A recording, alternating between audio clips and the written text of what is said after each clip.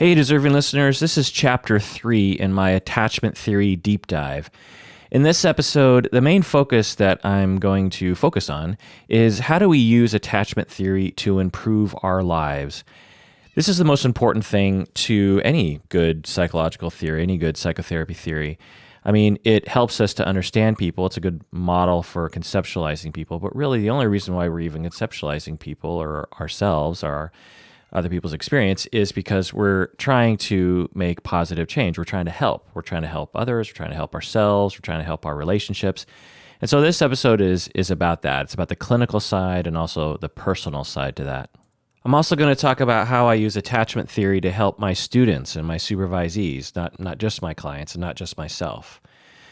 We're also, going to talk about what did Bowlby recommend we do with this theory to help other people, because late in Bowlby's career, he had some very important things to say about how we can use his theory to help other people.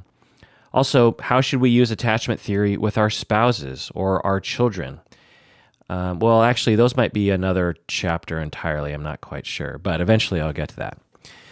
I've said this in other chapters, but it bears repeating, is that I use attachment theory every day.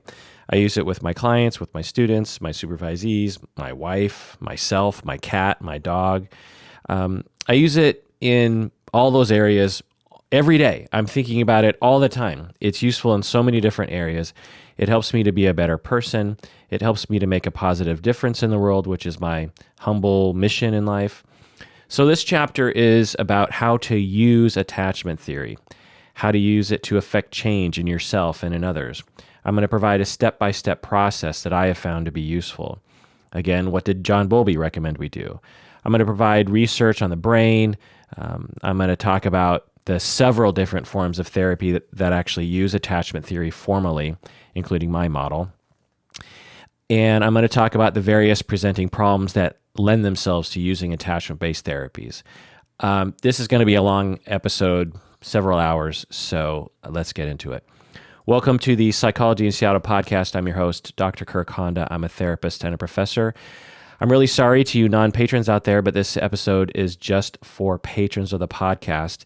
All the chapters of my attachment theory deep dive are only available to patrons. So if you want access to this and the other chapters and the hundreds of other episodes that we've made along these lines that are, premium episodes, you have to become a patron of the podcast by going to patreon.com. That's patreon.com. Someone just emailed me the other day and was like, so your episode recently just stopped suddenly. It just, like 2 minutes in, it just ended. And I don't know what's going on. And I'm like, it's because you need to be a patron of the podcast. So do that now. When you become a patron, I'll send you instructions on how to access this episode and the hundreds of other episodes that are really our best episodes. So do so now.